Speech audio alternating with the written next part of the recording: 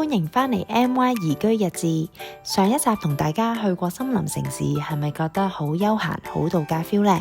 今集我哋會探索新山另外一笪截然不同嘅地方，就係富力公主灣啦。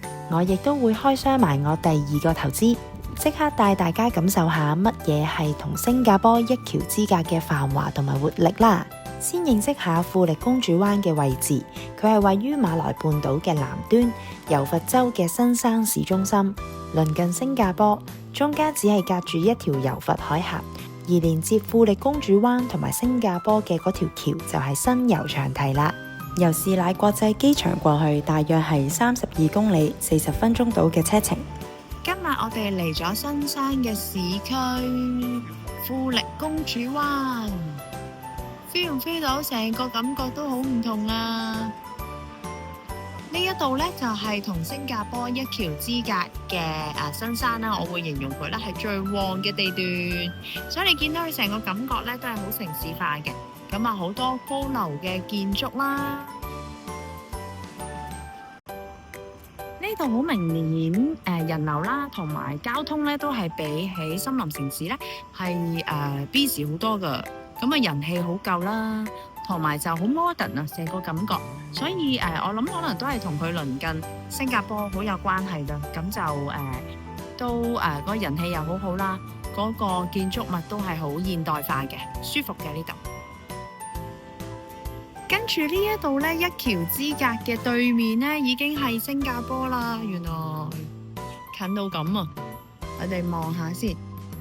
哇，塞車都幾嚴重喎！而家咧眼前見到係有一紮嘅車咧係棘住咗喺度喎，係啦，停咗喺度，應該係塞緊車，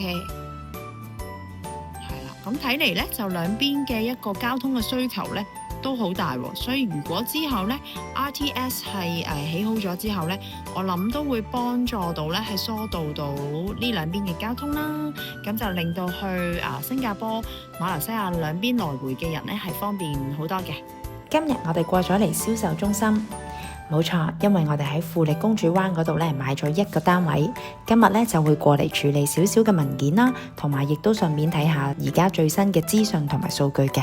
我哋買嘅係2期單位，而家好似第3期都開售緊啦。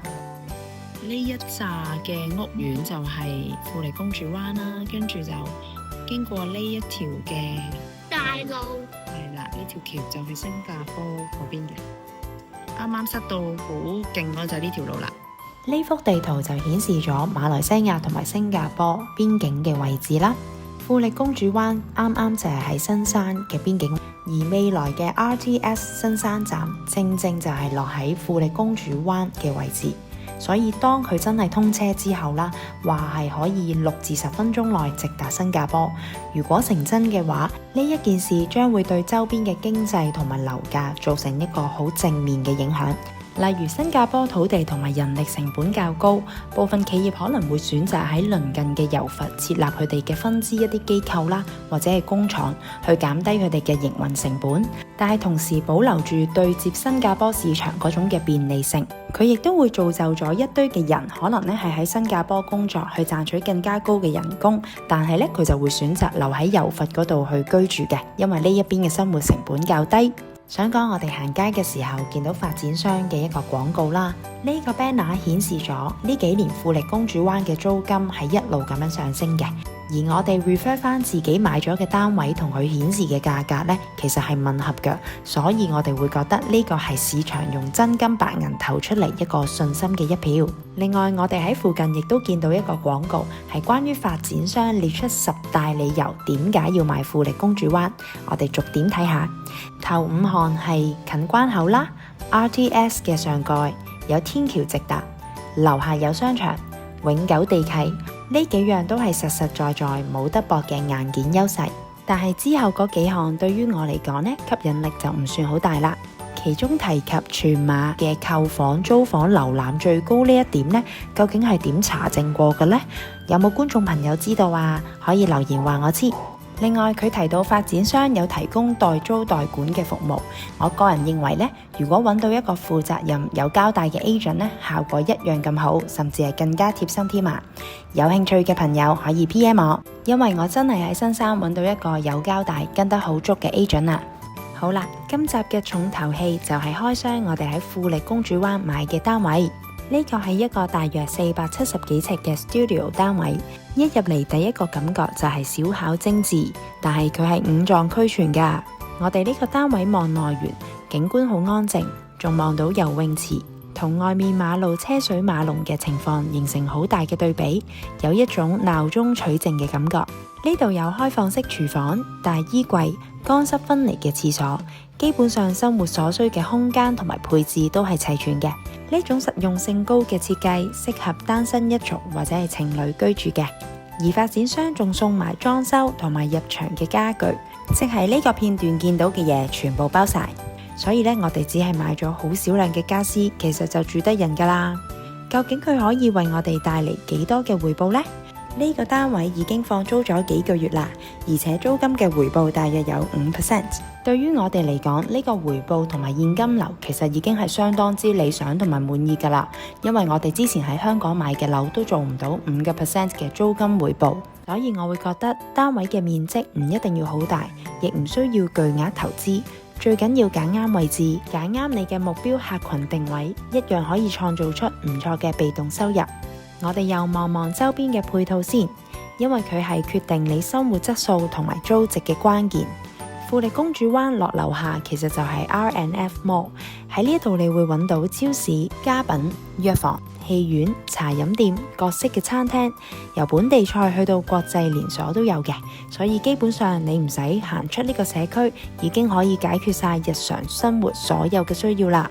仲有呢個不得不提嘅，就係富力公主灣嘅王牌之一，650米長嘅有蓋天橋，直通新山關口 CIQ。對於每日要往返新加坡工作嘅人嚟講呢，我相信呢條橋係佢哋嘅恩物嚟㗎。哇，呢邊都幾多車㗎喎，繁榮喎呢度。哇，想睇戲呢度都有喎，仲有啲茶飲店、小食店，好犀利喎呢度，真係好啱，一家大細又好啦，小朋友又好啦，都可以嚟呢度。原來呢度仲有免費嘅 shuttle bus 可以直達去到 CIQ 關口啊，咁就連腳骨力都慳返啦。不過我見佢班次唔算好多，可能係繁忙時間比較多少少啦，之後就係1個鐘頭一班。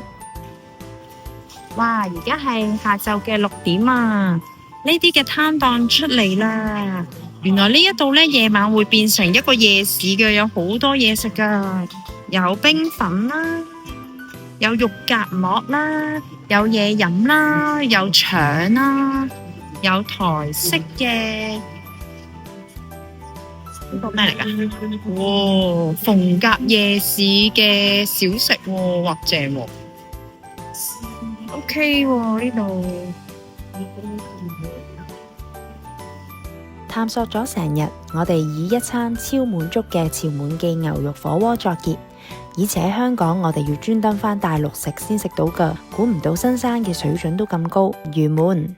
我哋對於呢個區域嘅未來就好似呢段片一樣，充滿期望，跳住去迎接啊！別係 RTS 通車之後，相信會帶嚟一番新嘅景象。成個新山之旅，我哋分別去咗3個截然不同嘅地方：森林城市、Legoland 同埋今日我哋去嘅富力公主灣。我哋之前選擇投資落去，到今日親身睇過、體驗過，我睇到嘅係一個唔同面向、充滿潛力嘅區域。如果你哋對我哋喺新山買咗嘅2個單位啦 MM2H 移居或者有相關嘅疑問，歡迎你 PM 我。喺度都祝各位觀眾事事順利，投資收穫豐盛。你哋又對新山之旅邊個地方最感興趣呢？留言話我知，記住 Like、Subscribe 同埋撳埋鐘仔啊！我哋下條片再見，拜拜。